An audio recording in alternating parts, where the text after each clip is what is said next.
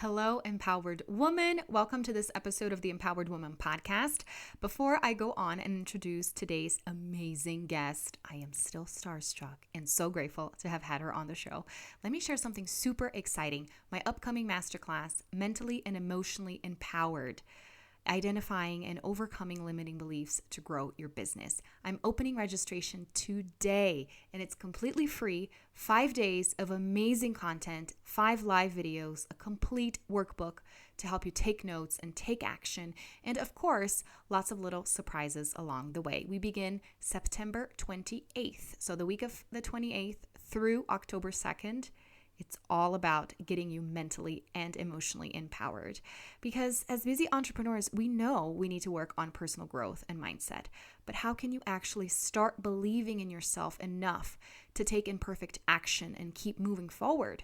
It's not as simple as binge listening to personal development podcasts, devouring self-help books, and keeping a morning ritual. Believe me, I've been there. After trying so many practices and systems, I developed a framework called the Empowered Woman's Path that is guaranteed to increase confidence in who you are by starting to see yourself and listen to yourself more mindfully, like you do with the people you love the most. So in this masterclass series, I will not only outline this path, but I will give you a complete brain dump of everything I know about the main lies that entrepreneurs tell themselves, making them feel stuck in life and in business, and how to overcome them. So go on ahead, register. The link is in the show notes, but you can just go to martaspurk.com/masterclass. You won't want to miss this. Now, on to today's guest. I don't know if you're ready for this. I had the pleasure of talking to Dana Malstaff, the CEO and founder of Boss Mom. She's a mother, author, speaker, business strategist, podcaster, blind spot reducer, and movement maker, and launched the Boss Mom brand with her first book, Boss Mom, The Ultimate Guide to Raising a Business and Nurturing Your Family Like a Pro in 2015, and has turned the brand into an international movement. Now she has over 30,000 students on various platforms and, check this out, an organically grown Facebook group of over 50,000 women. If you're not in her group, do yourself a favor and join now. I'll put all the links in the show notes, but her group is amazing, helping women build engaged communities, position themselves as authorities in their space, impact the world with a profitable business, and really creating a business that supports the family instead of draining their energy. Oh, we talked about so many amazing things. Let's get right to it. Welcome back to the Empowered Woman podcast, the #1 show on personal development for women entrepreneurs. If you're wanting to stop spinning your wheels, trying random personal development resources, and actually boost your confidence to show up fearlessly in your life and business, this is the place for you. I am so glad that you're here. My name is Marta Spurk, and I'm your host, triplet mom, woman empowerment coach, and all things motivation extraordinaire. Welcome again, and let's dive into today's episode. Hi, Dana. Thank you so much for joining me today. Oh, thank you for having me. I am so excited to chat with you. Super honored to have you here on the show, the amazing Boss Mom. So why don't you tell us a little bit more about who you are and what you're all about? Yeah, well, and I've had you on my show, so Yes. I was honored to talk to you then. So I'm Yeah. I'm honored to be here too. Boss Mom, Dana, holy moly! We could sit down for hours at a time. Yeah. But when I tell people the gist of me, this is my like super fast forward. I grew up in a MacGyver family, where we were rewarded for building things out of other things, which may be why I really love Tinkerbell and all of the fairy ones, because if anybody knows the Tinker universe, which is actually a really well thought out universe, she is a Tinker fairy, which is a fairy that builds things. So I always love that. So I came from a family of builders, of doers. My dad built cars, airbrushed cars. My brother is an artist who builds really big pieces of art outside of outside of airports and stadiums. My stepdad is a writer. My mom is an illustrator and a writer and an editor. And, and I have none of those artistic skills. So I went into marketing and content creation and things like that. But yeah, I grew up in a space where creativity resourcefulness were really rewarded. And that's one of the things that makes me me. Couple that with the fact that my mom has like this really childlike sense of humor, this just childlike wonderment. She's the person that will hide in a closet for 20 minutes waiting for you to come in so she can scare you. Like she's the one where we do puzzles together. Her and I hold hands sometimes, like just a very a loving, connected, happy human being. And so I got two, I think, of the best things you could get growing up, which is that I see the world as a very hopeful place, no matter what's happening, no matter how hard things are. And I love being resourceful. Like I'm the weird person that loves to build IKEA furniture. Like I find that oddly rewarding, right? Yeah, like why buy it when you can build it, sort of thing. And so when I ended up quitting my job when I was just about 30, quitting my job to start my own business, quit. And basically that night, everybody took me out drinking to celebrate. And I got pregnant by my husband. So all of a sudden I was pregnant with a baby. So I had a baby, had a business all at the exact same time, had no idea how to do either. And I found what most of us find, which is we're just lonely. We're lonely and isolated, and we feel like there's all of our emotions are personal to us, and there must be something wrong with us because I must be the only person that feels this way and the only person going through this. And we just beat ourselves up. And I ended up moving back. I was in Columbus, Ohio at the time, moving back to California, where I'm originally from, to be close to my parents. And all of a sudden there was people here that wanted to start businesses and had babies and women and all of these things. And I found it myself recognizing that I could do it, that I was surrounded by people that made me feel good about myself and maybe not feel crazy, but made me feel brave for what I was doing. Didn't make me feel like I was neglecting my kids, but making me feel like I was paving a way for my kids. And that was this amazing transformation. I ended up writing the book Boss Mom and starting the Boss Mom community. And that's 6 years ago that happened because I am on a mission for women who feel alone, who feel crazy, who feel like how they feel and who they are is somehow wrong. And that if they were just different, then they would be happier and their kids would be better and everything would feel great. And that is, one, just not true. One, they're not alone. Two, there's a million other people feeling the exact same way. And we need to find those people. And, there's all these great things that are probably happening or little tweaks they could make to love themselves more and see the world in a different way. And I want to have a space that does that for women. And that's really the essence of what Boss Mom is, I guess.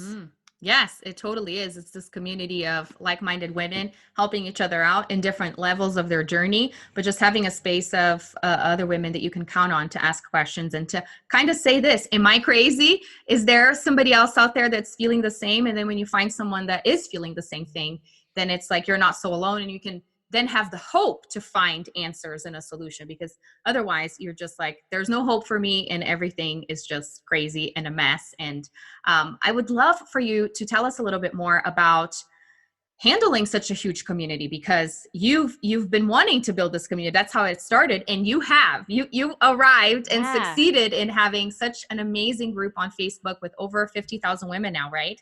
Yes. And I would love for you to tell us a little bit more about how it works to have such a huge group, and what it is like to be this person that created this community that is just thriving. Well, it works a lot like having a small group, luckily, right? But it depends on how you want to run a community. So what I usually tell people is, the biggest thing for us to remember, and the biggest thing women tend to beat themselves up about, right, is we're told when we're young, women are multitaskers, women are nurturers, women take care of things, right? You got to be able to do multiple things at once, and you need to be good at everything because you need to be able to take care of your kids and your family and your work and all these things. And so I think we're taught as little girls that we need to carry about 18 things on our shoulders. You're carrying all the bags, you're doing all the things, and it needs to be you. And you're more of a woman if you don't need support, right? You're more of a woman if you don't need your husband's help opening the pickle jar, right? Which is really, again, it's not the point, right? The point is, of course you could open the pickle jar by yourself. Like, of course you could educate your kids by yourself. Of course you could do all of these things. You could, right? But you don't need to.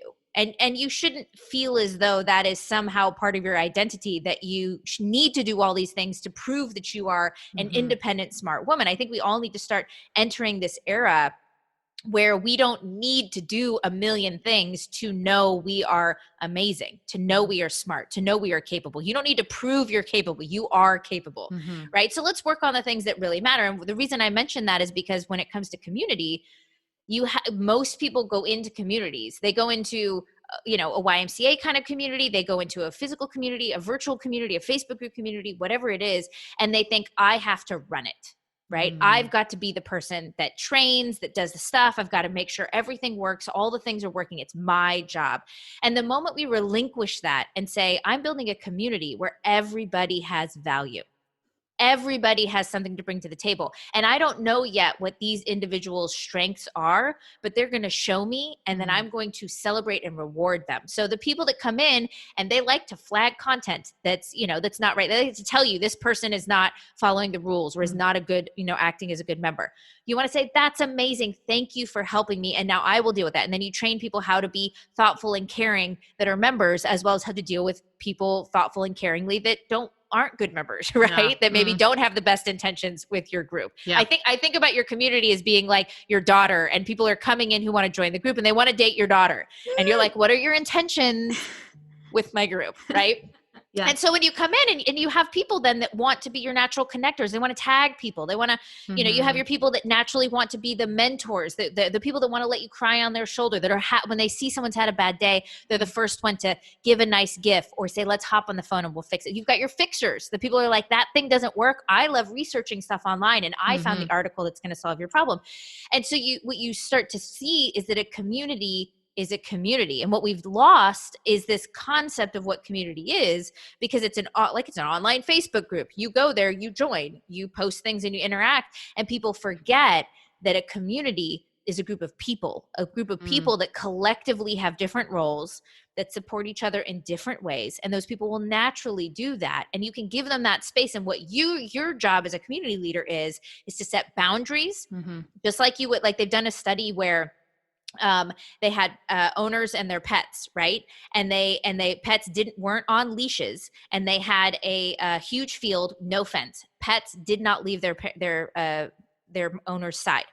They put a fence around and did the same exact study, and the animals went out freely and roamed. It's just like our kids. When you give good boundaries, you create freedom. Boundaries don't take away freedom, they give freedom, right? So you create good boundaries, and you help facilitate good conversation, right? To be a good leader. And then you protect fiercely.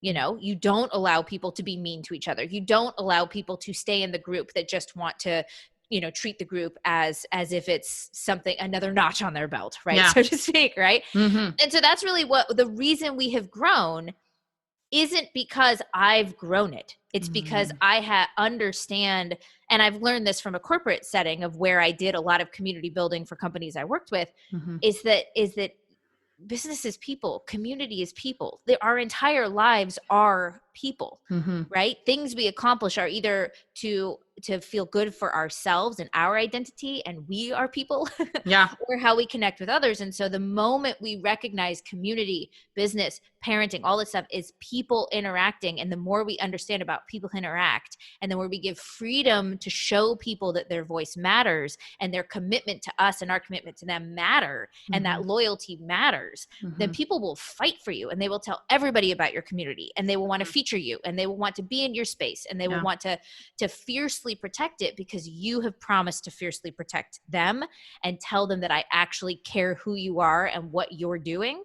And that's where the magic is. Like, it's not special. It's not a special thing. It's just something that we all forget, because we wake up in the morning and go, what do I have to do to grow my business? Or what do I have to do? Oh, I've got to post in my Facebook group. And we stop to think that that everything we do on the other end of it are human beings. Yeah. And it's such a huge point to lead by example to when you're talking about helping people grow their businesses, or moms grow their businesses, setting this example of, don't forget that there are human beings on the other side. It's not just the numbers, because it's very easy to get lost in that trap when building a business. I just need one more this month, and it's like, okay, but what about that person's lives? And I love that you said that there are different types of people, the fixers and the ones that want to help. That brings me back to the Enneagram, which is a tool that I use so much and I talk a lot about. And it's so important for your personal growth and for understanding your clients. And when you're thinking about building a community, same thing. Everyone's going to fit a different spot, and you need those different people to fill those spots, so to speak, so that we're actually in harmony and we're helping each other out. So I love all of that. And especially that you talked back and reverted back to your expertise and your experience in the corporate setting, which is something that I wanted to talk about, is the beginnings of Boss Mom. When you said, I didn't know how to grow a business and I didn't know how to raise a child. And all of us have gone through that, right? I have no idea how to do this. I'm going to do it anyway because I have no other choice, right? Yeah. And I think when people look at you and all the things that you have accomplished, and especially the huge thriving community that you have, they may forget or not even think about the humble beginnings, you know, the group of 2, 3 people. And what I was saying off air, how, you know, you've shared that in the beginning, you've changed your niche a couple times and you changed the name of the business. And all of us go through these things. And for some reason we get sometimes thinking that we're alone, right? Just like we're saying, I'm crazy. I can't figure out my ideal client. I can't figure out any of these things. And you think that the people that have figured it out, or at least look like they have, did this the first day. And that's not true. I constantly tell people, your struggles and failures are not unique and they're completely average, right? If you want to own something, don't own your failures, because there's nothing special about your failures. Like, even my dad passed away a couple years ago and I had a really hard time for about a year, really struggling with feeling as if I should have been a better daughter and like all of these different things. That's not unique, right? It hurt really bad at the time, and running my business was really hard at the time, but there's a million people who have lost a loved one that was really close to them and then thought that they were not good enough at whatever, at being a daughter or a son or a wife or a whatever it was. So my struggle was not unique. Like, what I'd like to think is unique is what I decided to do with that, what I decided to now live my life like based off of that. And that's, so I tell people, like, when we go through this stuff, every single entrepreneur has wept in their bathroom on the floor, right? Everybody has sold something that nobody gave a crap about, right? Like, everybody has put their heart and soul into building something and then something broke, right? Everybody has had someone online say they suck. Like, everybody, like at some point in your business, all of those things happen. We've all had somebody quit. We've all had somebody be angry, even if we do amazing work. Like, all of those things, it's just, the longer you live, all those things are going to happen. It just, you know, you're going to have some point where your kids tell you they hate you, even though they don't mean it. You're going to have some point where your relationship sucks. You're going to have some point where you don't like who you see in the mirror. Like, those things are just, you're just not unique. Everybody has them. And that's a good thing. The reason I say that is because I remember in my second book I wrote, I was going to Vegas, first time ever leaving the kids with my husband. I realized on the way to the airport, I'd forgot the kids' lunch boxes and I dropped them off at school, but forgot lunch boxes. They were both in like a daycare. And I called the school and I was like, oh my God, I just realized I didn't bring the lunch boxes. And they're like, we'll just put it on your tab and we'll take care of their lunch. And I just told my mom, like, worst mom ever. My mom just said, how snooty of you to think that you were the only mom who's ever forgot their kids' lunch boxes. Like, really? You think you're that special? And what it did is it reframed it for me as like, there's nothing special about that.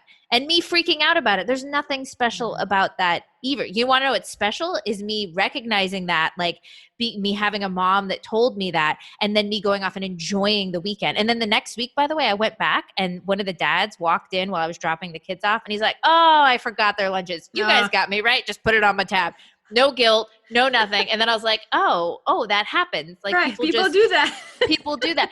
And every time, I would give this to anybody listening, every single time you're in something or you have a struggle, or like if I'm annoyed about my morning commute or my whatever it is, you know, I sit there and I go, this is totally average. Everybody feels this way. This failure, this struggle, this feeling like I'm a bad parent, a bad entrepreneur, or feeling behind or feeling overwhelmed or feeling like nobody cares about me or thinking I'm crazy, or get as specific as you want. It doesn't matter. It's so many people have it. And then I try to next think, who's the person that has it worse than me? Like, yeah, I'm sitting in traffic. What about the person who doesn't have a car and has to take 3 buses to work? right? Like what about all the things that I do have? And it resets my frame of mind, because we're all going to feel bad about things. There's just no avoiding it. And here's the thing I think is important. I don't care how successful you are in any part of your life. You could have the happiest marriage ever, and that's your great thing. You could have the angel kids, and that's your thing. You could be super successful in $1 million business, and that's your thing, right? It doesn't matter. However you feel is okay to feel. I remember my aunt got cancer and she lived with us for 6 weeks, and I had to take her to radiology because her hospital was in our town and she didn't live in our town. And so I brought her to like to her chemo and radiology all the time. Radiology, is that right? Yeah. And radiation, right? Like, and so I took her there every day for 6 weeks. And I remember feeling really stressed out about my work and I felt like I didn't get to. I'm not allowed to be angry. I'm not allowed to feel bad. I'm not allowed to have emotions because my aunt has cancer, right? And it took me a really long time to say, just because she has cancer doesn't mean I'm not allowed to feel anything. Yeah. Like that just is not how the world works. And the more everybody thinks that, like, yeah, but my sister-in-law gets cancer the next day, that doesn't mean that my back pain or my headache or my whatever is invalid. So we beat ourselves up because someone has it worse than us, right? And it's good to think about the people who don't have as good as us to ground us in humility. Yeah. But it's not good to think that the people that have it worse than us mean that we don't get to feel, right? And I think all of those things mixed together, when you think about it, allow us to go, my emotions are okay. My challenges are okay. Like the things I'm doing and I feel behind about are just, everybody has those things. And when you start to separate it from your identity, now all of a sudden success is way easier. Yeah. Because it's not linked to you as a human being and your failure as a human. You failed. You're not a failure. Like those are two very different things. Oh, yes. And I love how you talked about reframing, because that's totally what it is. If you can't change a situation, like any of the things that you mentioned here, you can change the way you see it. And embracing how you're feeling in the moment is huge too. And not beating yourself up over the feeling that you're feeling. Because sometimes it's like you're not even aware of what you're feeling. That's one step. Then you become aware of what you're feeling, and then you can start beating yourself up over that feeling. So it's not like you're embracing it either. There's so many different things that can go on to make you feel even worse about yourself. Whereas if you start thinking about ways you can reframe the situation, that can be a lot helpful. And that leads me into the question of, what are some of your favorite ways of reframing, or how do you handle those moments of feeling like nothing is going right for you? How do you keep going? I would love to know. Yeah. Okay. Well, first off, I really work very hard. One, I have generally have a life coach or somebody that's helped me. I had somebody who helped me get through my divorce and my dad's passing. I had somebody who helps me with, like, had helped me now with co-parenting and some of those things of being a single parent. And I'm in a very lovely co-parenting situation. And I always tell everybody, stay married if you can. Just go for the staying married if you can. It's way easier.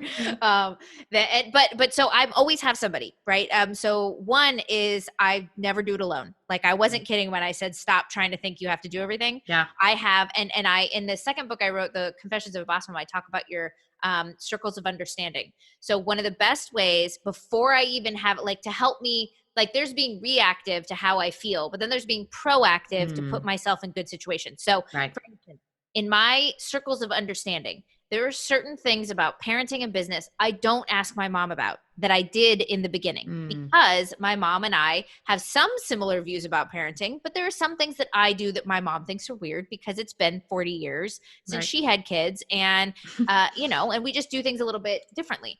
And so I don't talk to her about those things because it feels stressful and it makes me feel, even though she doesn't mean to, like I'm doing something wrong. I go find people that parent the way I parent, which is a positive parenting approach. And I don't spank my kids and I don't do things. And there's this mutualness and these boundaries that we create or whatever. And I talk to people who believe those things and we understand this. So we can have dynamic discussions about how to improve what we're doing without making each other feel like we're doing it wrong. right? And same thing. Like, I'm not going to go to my mom and ask her if this business idea is good, because my mom wants to love me, but the way she loves me is being like, well, I don't understand what that is. And then I feel bad, like maybe it's a bad decision, when mom was just the wrong person to ask. So you guys got to know your circles of understanding, because if you want to be proactive about feeling good about yourself, the Boss Mom community is for women who want businesses and babies at the same time, right? So if you're hanging out with a bunch of women who are stay-at-home moms, right, feeling like crap because you want your business and they love you, but they don't know how to support you. It's not that people don't care about you. right. Like, assume positive intent. It is not that they think your ideas are dumb. They just don't know how to support you. And it is selfish of us to try and get support from people who don't know how to support. So if you think of it that way, like it's not just about going out and getting support. It is being selfish when we ask our mom or our spouse to be everybody for us. Yeah. Right. And I remember when my brother had my sister-in-law, let me get that right. My sister-in-law had really aggressive breast cancer 2 years ago. My brother and I were having a conversation, and he said, Dana, she's very tired. She's going through chemo. I'm trying to take up I want to be the best husband ever. And in passing, she'll just say how tired she is to clean the kitchen. So then I will go clean the kitchen. And she's like, I don't tell you so that you'll do those things. I just tell you because I need to, to tell you how tired I am. And he's like, I wish she would understand that I don't know the difference. I wish she would go to her sister and tell her about the things she's exhausted about, because when she tells me everything, when I am everything to her, it is such a huge burden. Yeah. And she doesn't know. She was just telling her husband. But when your husband is your catch-all, or your mom is your catch-all, or your best friend, or your child, or whatever it is, that's a huge burden on them. So the best way to be proactive about not feeling crappy about ourselves is to find the circles of people for the different things we need and talk to those people about those things, and stop trying to make our husband, who doesn't understand what we do for our business, tell him about this idea you have. And when he looks at you like, I don't know what that is or why you would do that. And then you feel dumb and you feel like you made a bad choice, but he's just like, I think it's probably a good idea. I just don't know how to support you right now. Right. Yeah. So that's number one. And then when you're being reactive, first step is, I'm having a feeling, right? And it's just like anything else. If your kid came home and like hurt, okay, what hurts, right? Identify what the feeling is. Am I feeling anxiety? Am I feeling sadness? Am I feeling anger? Am I feeling frustration? Like, what am I feeling? And then acknowledge that feeling is a valid feeling, right? Like this is like life coaching 101, right? Valid feeling. Your feelings are fine. Anybody who tells you emotional is being bad is a jerk face, and just don't listen to them. Like everybody's emotional. And to be honest, I think we're a lot like kids. We think we're not, but we are. And we do the entire range of emotions every single day.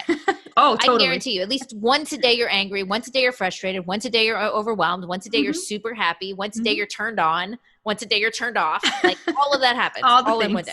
Yeah. And so just identify what it is, and then ask yourself, what situation am I in that caused it? Right. And then you say, okay, well, my kid was doing this thing I don't want them to do.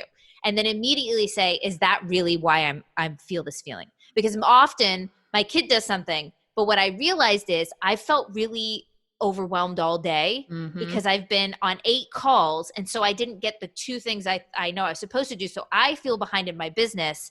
And therefore, because I feel behind, when my kid needs something, I'm flustered because it's another thing. So it's 100%. Not my kid's fault. Or sometimes it is my kid's fault, right? But knowing that. So it's like, I have this feeling. What is it? What hurts? Where does it hurt, right? Number 2, what's happening right now when I'm having that situation feeling? Number 3, is the situation really what's causing it, or could there be something else that's at play? Now, and then number 4 is, what do I want to do about it? Sometimes I tell the kids, and I have a 5 and a 7-year-old, so I can do this. I'd say, you guys, where you turn on a show, mom's going to take a shower. And sometimes my shower for me is a place, even if I don't need to be clean, like I get in the shower because it's 20 minutes where I'm not listening to anything. It's the sound of the shower. It allows me to reacclimate myself to my own senses. It calms me down, and I can do that. Sometimes I need to go to the movie theater. Like, well, you can just now do that. For months you couldn't. I was like, where's my movie outlet? But I would go to the theater because it's a dark theater. It's a whole different situation, right? Sometimes I clean something to make me feel better about my business. Sometimes I organize and figure out what I'm going to do the rest of the week in my business to make me feel better. So, and sometimes I just let go and I say, you know what, kids, let's watch a movie together and cuddle and we'll eat some popcorn and stay up late. So decide what you're going to do to deal with that, to either let that emotion happen, let it ride, right? And accept it. Sometimes I turn on the Notebook and I weep. Like proactive weeping is a real thing, ladies. Just do it. Do it. Proactive cry, man. And after you have babies, it could be a Hallmark commercial. Oh yeah, it doesn't have to be. It's a Lifetime show. Do you turn on a Lifetime show and it is like I'm the one that I turn on any Disney movie and there is inevitably like even in Cars, he like stops and backs up and I'm weeping as I'm making dinner. Find something to proactively make you cry so that the crying isn't for the thing you need to cry for. And so you're not judging yourself for the crying. You're like, well, I was going to cry anyway. And just let yourself have the emotion. And then the last thing is after you've given yourself the time to have that emotion, then decide, what am I going to do about it for next time? What am I going to do to make sure I don't have these feelings or that I can recognize them? Because I will tell you, I make a little marking in my calendar and I suggest this to everybody. I know my cycle for my best friend calls it Shark Week, right? Yeah. Shark Week.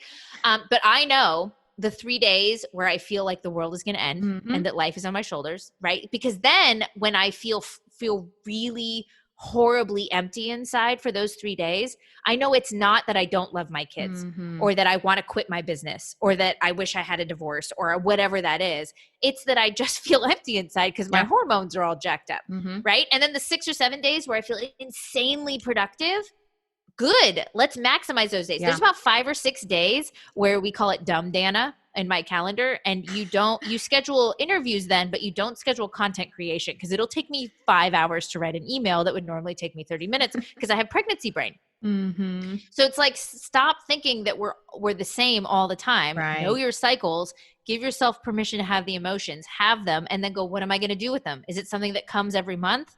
Is it something that's triggered by something else? And then you can over time be able to proactive and reactively manage what's happening in your life with grace and whatever that means for you, right? In a way that you feel proud of.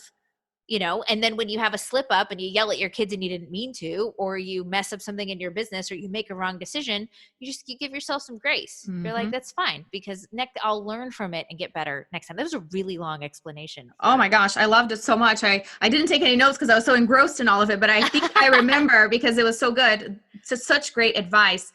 Starting with first, don't do it alone. Get some support, but don't just get any support. Have that self-awareness, because I think in order for you to know who's going to be the good support for certain topics, you have to know yourself a lot more too. And I kind of brought me back to the Enneagram too, because that's how my brain operates, into knowing that one person that always wants to fix the problem, you're not going to go to them when you just want to cry. AKA that's my husband, because he's going to try to fix the situation. And sometimes you don't want things to be fixed. You just want someone to listen to you and say, hey, it's going to be okay. Right. So knowing the people that you can talk to, the types of friends that can support you, that sometimes it's not the entrepreneur friend that's going to give you some advice to do something else when you just wanted to vent, not specific advice. Right. So that is huge. And I love that so much because it goes back to taking the emotional pressure off of people. That is so genius because it's not fair. It's not fair to want your best friend or even your husband or your sister to be your business manager, your psychologist, it's really not fair to them, and you're not going to get what you need. So why do it? Well, and I do this all the time because a ton of my friends are coaches, and I constantly say, do you want friend Dana or do you want coach Dana? And they ask me the same thing, or I'll tell them, I don't want my best friend Dawn. I don't want coach Dawn. I want friend Dawn. And she goes, well, then I give you 5 minutes to get a glass of wine. We'll hop back on Zoom because she moved to Vegas. So she doesn't live here anymore. She's like, we'll hop back on Zoom and then tell me whose house I need to TP and it'll be fine. You know what I mean? It's that, because I agree with you. Like sometimes our urge is to fix everything. And I think women have more of that urge. I think men's urge is more to protect. Yeah. And so we go like, okay, what do we need to do to fix this? And they go, who do I need to beat up? Yeah. Kind of thing. And I think those are things. And that's a total gender stereotype. Right. But I think in general, to recognize that those things naturally happen. And then, just to be proactive. I remember when I was pregnant and I would have those days when you were pregnant where you just, like everybody's a jerk. And not really, you just feel that way. And my husband would come home and I'd be like, I just want you to know I'm having a day where nothing you say is going to be funny. Everything that comes out of your mouth is going to sound like you're calling me fat and all of these things. And it's just one of those days. And he's like, well, then let's just turn on the TV and not talk to each other. And I was like, that sounds like the best use of our time right now. You know, or it might even be to the point where I'm like, how about you watch something and I go upstairs and watch something else that I know you don't want to watch.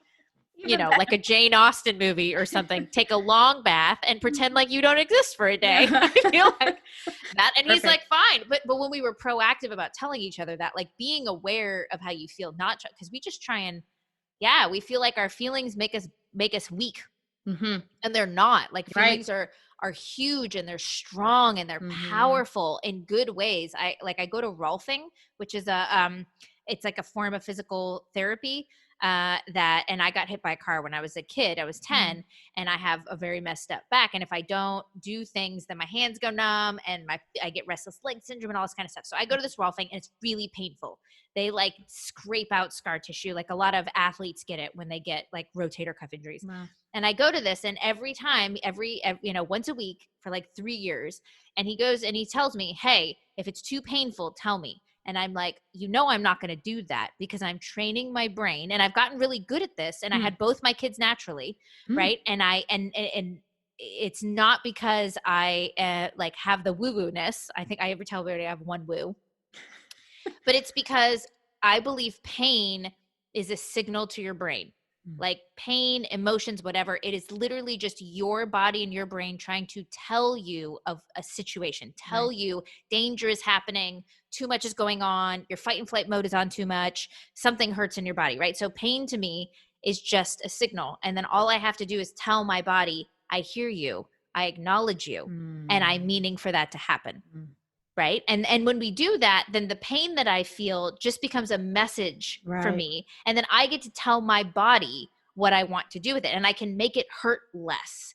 I can make the anxiety less. Now, that is not to say that if you need medication for something, like I am not a doctor. So if you need, like, don't not go to your doctor because you're listening to your body, but there's an intuition of listening to yourself and listening to how we treat ourselves and how we treat our family and our kids and our business and what we're doing. And when you're beating yourself up, like, when you're ignoring an emotion because you just, air quotes, shouldn't feel that way. You should just push through. Other people have succeeded without feeling this way. And the fact is, of course, we've all felt that way. Yeah. 100%. Oh, I love this so much. And it's, again, all reframing, all seeing it through a different perspective and thinking about the physical pain. That is huge because I love bringing all this intangible talk when we talk feelings to physical pain and to things that you see, because we tend to forget that everything is happening inside, but we can't see it. So when you think, it's really hurting, or even you tell your kids, yesterday, actually, my son split his gum open, falling in the tub. And my husband was like, hey, this is going to happen again. I was just telling him, when you get into fights, he was just like having this whole conversation with the 4-year-old. And I felt bad because it is true. You are going to get hurt in so many ways in life, and there's nothing we can do about it. You just have to learn to deal with it. At the end of the day, that's really what it is. And the more you understand yourself and, okay, this is how I'm reacting. Where is this coming from? And have that inner dialogue, the easier, or maybe the less hard, I guess I should say, the situations will be, or the faster you'll be able to overcome certain things or move to the other side of the negative feelings. Yeah. Well, and I think entrepreneurs have this feeling like, if I just knew that tactic that made somebody a millionaire, if I just knew what went on this sales page, if I just knew, and those are not what makes people money. Right? That is not what keeps people from money. Is they're doing way too many things. They're listening to way too many people, right? Like, pick your people. Stop listening to 80,000 podcasts. Pick your one person you follow and pick the person that you need now. Like, if you need to figure out how to organize your day and time manage, like, get that help. Like, if you need to learn you're at the point where you need to write sales pages and funnels, like, find the person to do that. Like, if you need to just feel like you're worthy of love, like, find the person or the podcast or the book or whatever to do that. we listen to way too many people. We do way too many things, and you don't know what priorities are for you because you don't know exactly what you want and where you're going because you haven't. And then whenever you feel bad about yourself because somebody, and so what we have to do is we just have to. The success is not in the tactics. Like the success is in the way your brain works, and you can train that. You can train it, and it's not. It's like, it's not spiritual. I mean, it can be, but it's not, it is scientific in a way. Like it is proven. There's a book called Psycho Cybernetics. Is written by a plastic surgeon like 30, 40 years ago. And it is brilliant. And it talks about self-image, and it talks about scientifically how powerful it is, how we see ourselves in the mirror, and how much that dictates how we act, what our fears are, how much risk we'll take, all of those things. And Brene Brown did a TED Talk where she talked about, they did a study on what successful people do. And the two things they had was resilience and felt that they were worthy of love, right? So when we're parents and when we have clients, that is the thing that you need to do is make your children to be resilient so that they get up and know they're going to fall again. And that's totally okay.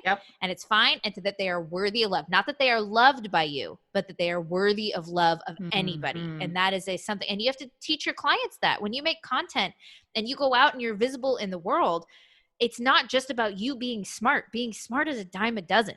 Like you knowing how to do something, who cares? Right. And I say that, of course, it matters that you're smart and that you like know what you're doing, right?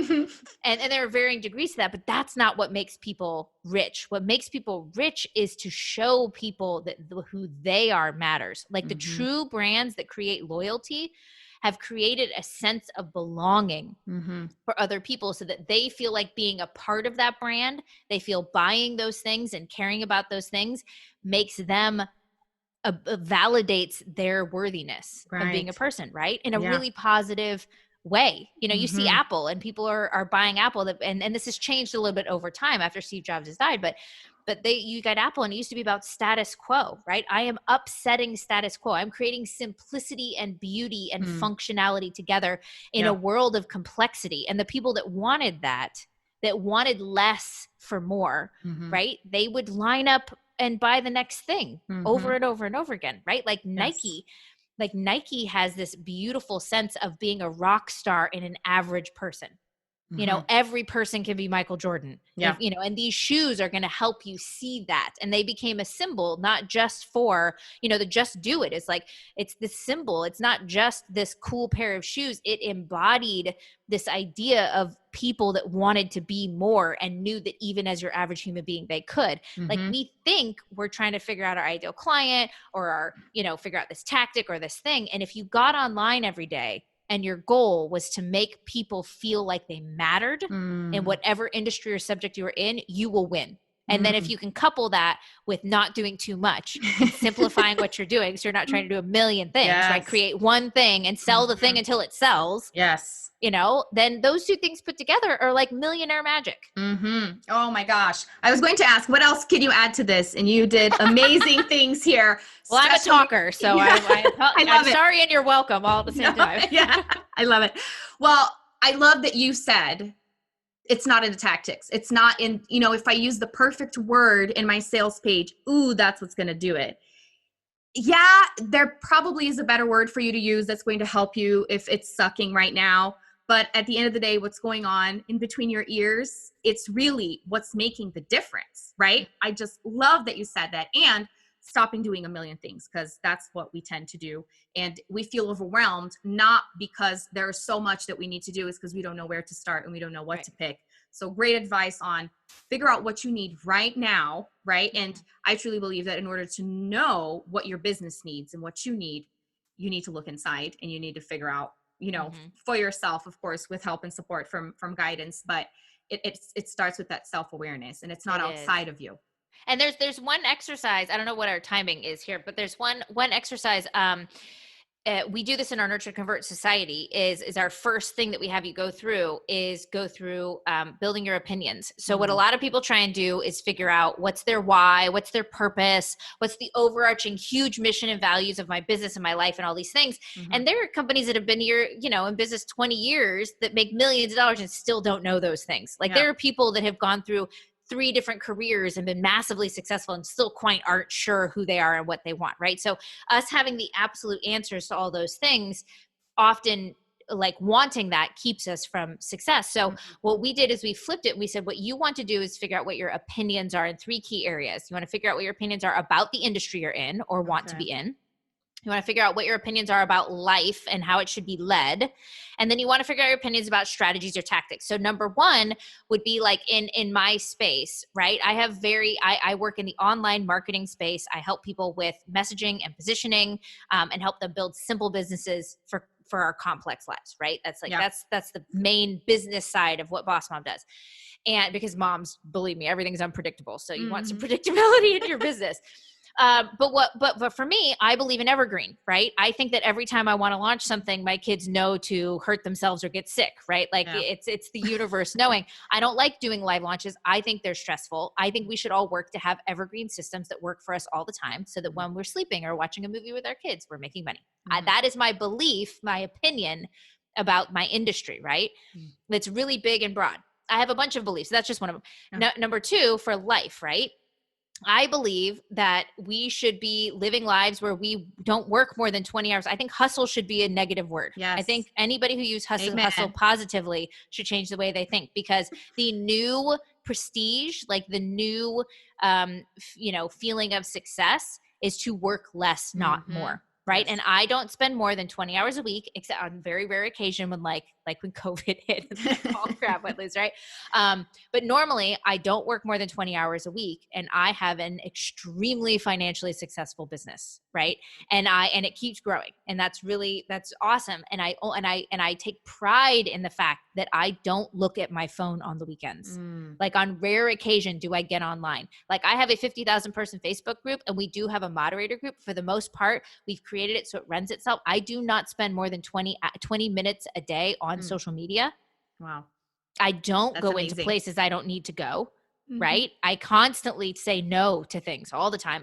My operations director is 100% fiercely protective of my calendar.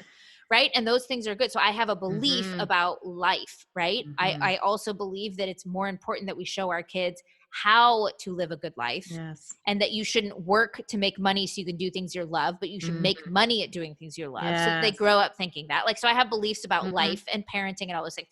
And then I have beliefs about my opinions about tactics, right? From a strategy of what a simple funnel looks like, right?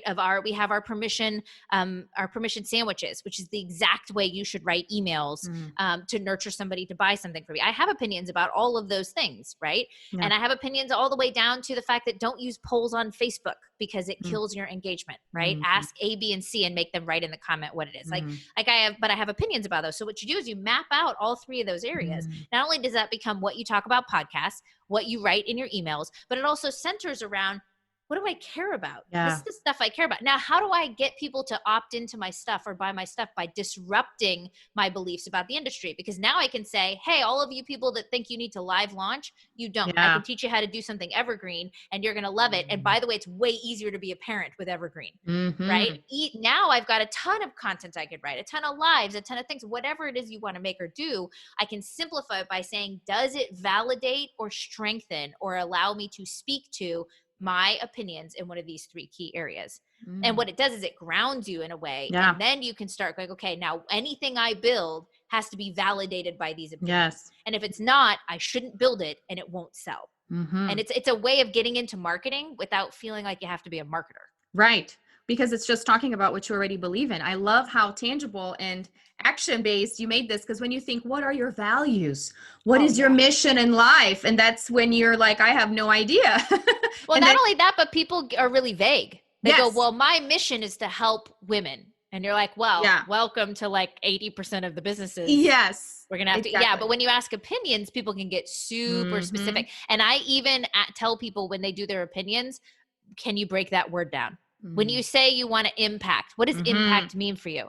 Like when you say you want to help them build, what do you mean by build, right? Yes. So if there is a word, break it down, because jargon is the killer of all meaning. Yeah. Right. What we think is a word, like I remember working with a guy once way back in the day. And I was helping him build a sales presentation for his business. And oh my goodness, their words were 360-degree view, and there was synergy, and there was all these things. And I was like, what do these words mean? And he's like, well, they're the words we use in our industry. And I was like, yeah, do they help you? Because nobody knows what the heck they mean, or everybody has their own opinion. Right. And he said, well, what we do is this 360-degree view is we do this thing. We go into the business so that they don't have to use any manpower to know what steps to take to pivot their business in this particular way and do this particular thing. So it saves them months of time while having the swift decision to move forward. And I was like, why don't you say that? And he said, because I needed it to be 3 words. And I was like, hey, y'all, we are over the time where your mission and your belief and your entire life needs to be whittled down into some great marketing jargon. Yeah. Right. Like maybe that will come years from now, and that's fine. And it took us years to come to the idea of Boss Mom being give your business a growth spurt. Right. And then we used it. And then half the time we don't use it because it's still jargony. Like, what the heck does that mean? What does that mean? Yeah. So use more. If you need to use more words to say real things, say real things. Yeah. Stop saying jargony things. So if your opinions sound jargony, like it could mean a million things, or you could break the word down more, break it down. And that exercise will get you clients. Yes. And it will help you simplify. Exactly. And it'll help you know what you want to do too. Because when you're being so generic and you're not getting the clients, it's because you don't even know what you're wanting to do. So you have to ask yourself that question first too, to know what it means. Oh, I love this so much. Thank you so much for joining us, for sharing your wisdom and all the amazing action steps, all the things that got my wheels turning here with all the advice and the little ideas. Super grateful. Thank you so much, Dana. And thank you for having me. Okay, when I told you I was starstruck, I wasn't kidding. I totally forgot to ask her, where can I find you? Share some of the stuff that you have going on. I just said thank you. And it was like that awkward moment of, I don't even know what to say, but it doesn't matter. Dana's amazing. I have all the links in the show notes for her Facebook group, for her website. She has a membership that is amazing too. So many amazing things. Do connect with her. Go check out her work if you're not familiar. Go check out her books if you're not familiar. And don't forget to sign up for my amazing masterclass coming up. marchesburg.com/masterclass. I will see you September 28th, but I will drop a new episode next week talking a little bit more about the masterclass right before we kick it off on Monday, September 28th. I can't wait to see you. Until next time, bye.